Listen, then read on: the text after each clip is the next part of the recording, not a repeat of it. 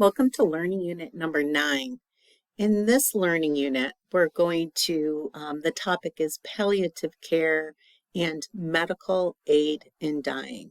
And we're really going to be focusing on medical aid in dying while also analyzing the death with dignity laws that surround it.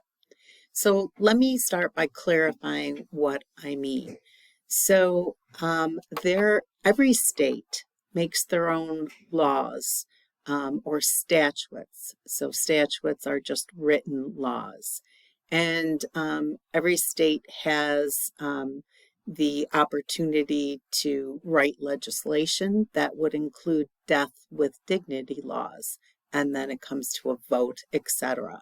So right now there are 10 states and the District of Columbia that have death with dignity laws. In Pennsylvania and in New York State, those are just two of the states that have pending legislation. So there's legislation, but it has not been voted on or voted in. So right now there are only 10 states with death with dignity laws or statutes. And death with dignity laws allow for medical aid in dying. In the past, they used to call it physician-assisted suicide. Some people consider it euthanasia, but it is not euthanasia. I will be clear about that. Euthanasia is when another person, even if it's a physician, takes the life of another individual.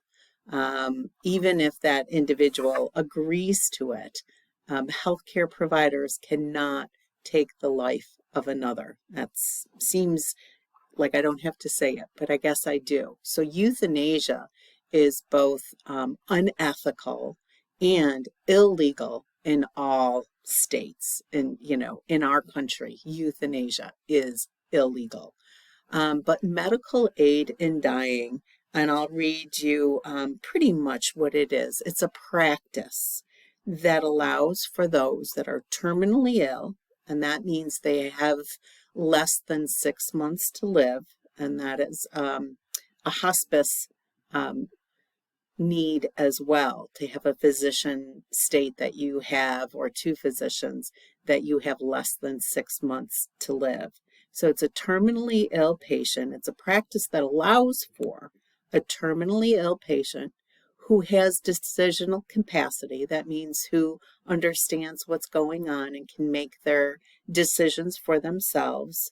And they have to be an adult, that they can ask for, go through a process, and then be given a prescription for a medication that will end their life when they take this medication. But they have to be able to administer it themselves. So now we know a little bit more about what is death with dignity laws. What are the laws that surround medical aid in dying? So we're going to look at this very closely. What's the specific criteria that people must meet?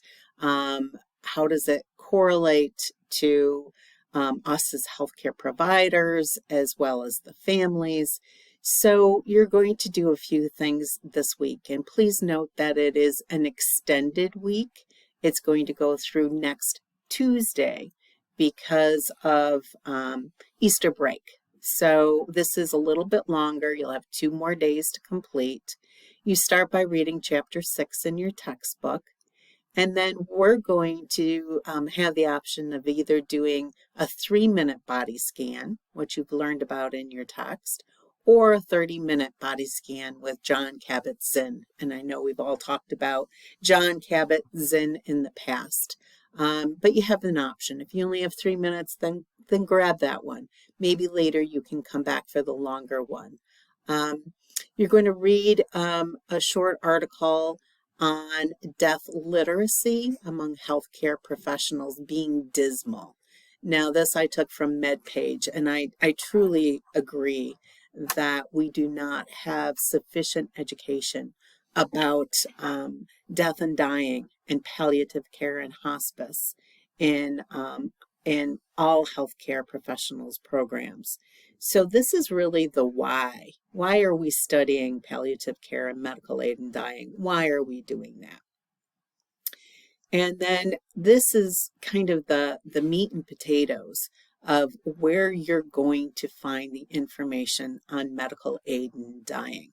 And it's the Compassion and Choice website, and it's excellent. It is very clear. It's a web page, but you can read down and through the information. There is a video that's embedded within this website.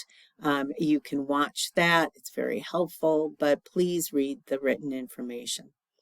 Then you're going to go on to a short video of a younger woman, she was in her 50s, who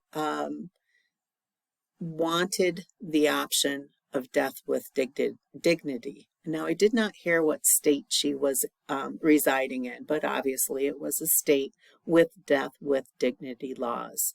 And it's a very moving video, but it's very clear of one person's experience with death with dignity.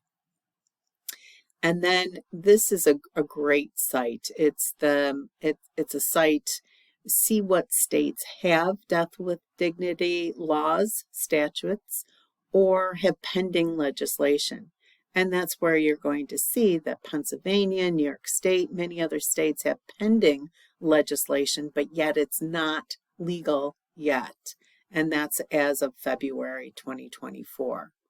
So here's another kind of, when I said meat and potatoes, another set of information that really speaks to death with dignity, the written laws.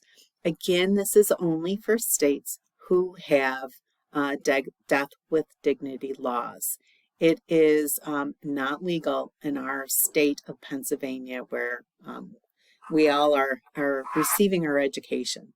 So, but it's a great little visual, not filled with chock full of information. It's a visual of what states have pending, what states have laws, and a few other pieces of information. So that's a quick one. That's a quick one to look at, but very important. There'll be a quiz. It's going to be timed at 40 minutes, but you can have 2 attempts to complete. So if you're not satisfied with your responses the first time, you can go back. I want you to learn the information on medical aid in dying. Here is your discussion board. Because we have an extended week, you still will complete and post your discussion board by Friday night. And then don't forget to reply to at least one of your classmates' posts. And it starts with some information about medical aid in dying.